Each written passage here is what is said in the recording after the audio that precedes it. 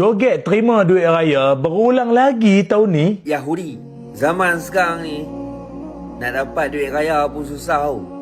Nak kena joget dulu. Sampai budak-budak pun nak kena joget punya pasal sebab nak dapat duit raya. Joget ni hak terbaru ni, joget mana? Joget Yahudi.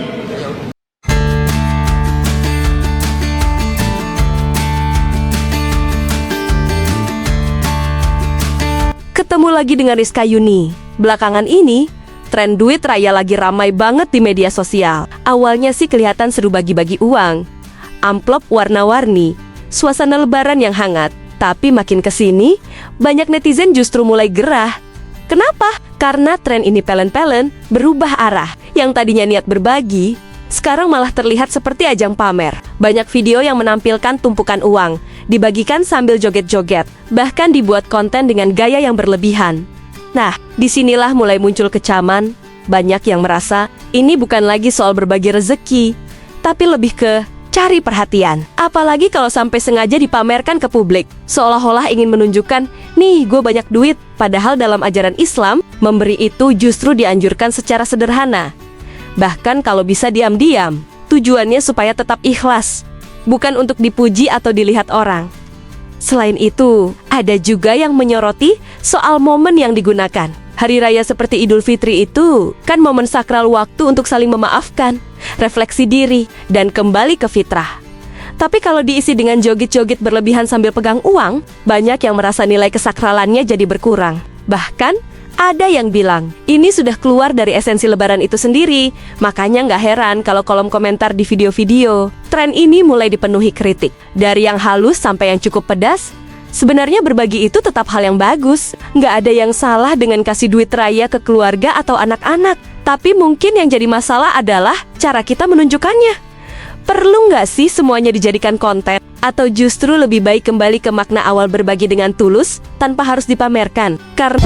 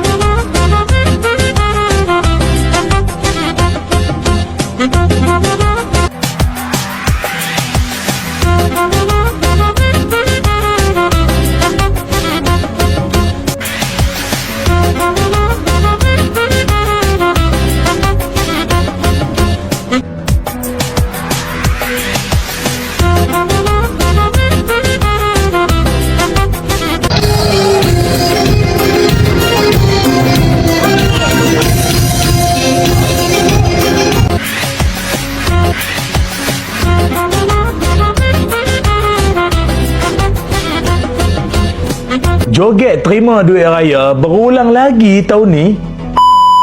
Itu yang saya pelik tu, ayah orang masjid kenapa tak tegur anak-anak dara yang bergedik bergolek tu? Dia kata, anak-anak Ustaz, dia ajak kami buat konten sikit. Ayah atuk Tok Wan ke apa, tegurlah anak-anak cucu perempuan khususnya. Dah dipesankan, dinasihatkan, dah ditegur dah tahun-tahun sudah.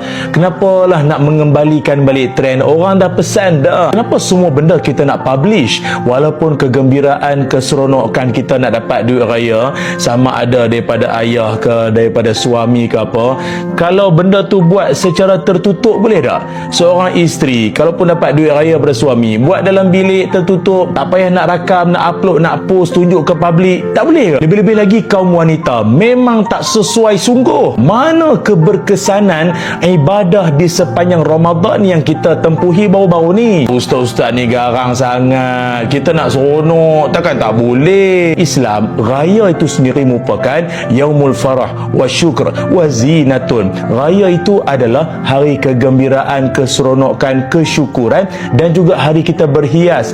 Berseronok itu tidak salah, tetapi gembira dan kesyukuran kita itu mesti atas dasar mentauhidkan Allah Subhanahu wa taala, memuji-muji Allah, bukan duk goyang golek gedik tu. Pun lagi saya pelik yang suami-suami okey mempertontonkan isteri Yahudi zaman sekarang ni nak dapat duit raya pun susah tau.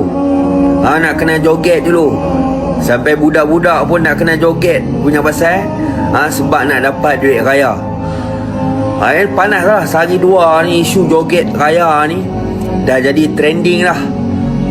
Dan dia orang kata sama macam joget Yahudi. Sebab apa sama macam Yahudi? Sebab orang Yahudi ni bila masuk saja musim perayaan dia joget. Kita pun sekarang ni ke arah tu dah. Setiap kali hari raya kena joget. Nak dapat duit raya pun kena joget dulu. Kalau tak pandai joget tak dapat duit raya.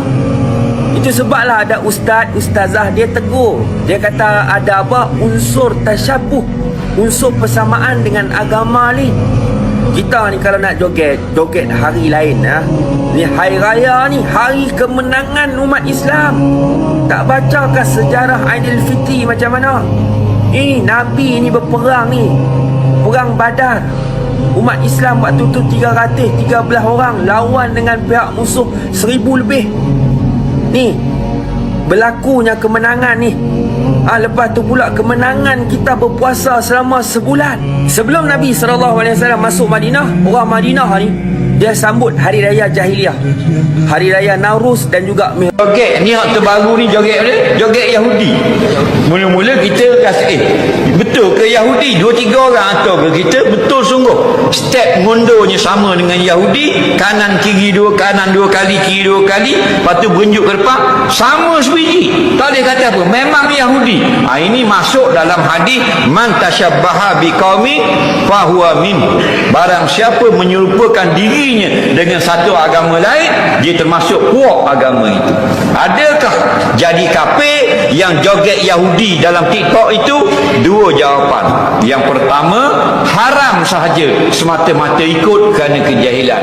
Yang kedua, dia tahu dah benda tu daripada perkara yang haram, dihalalkan pula. Waktu jadi kafir. Na'udzubillah.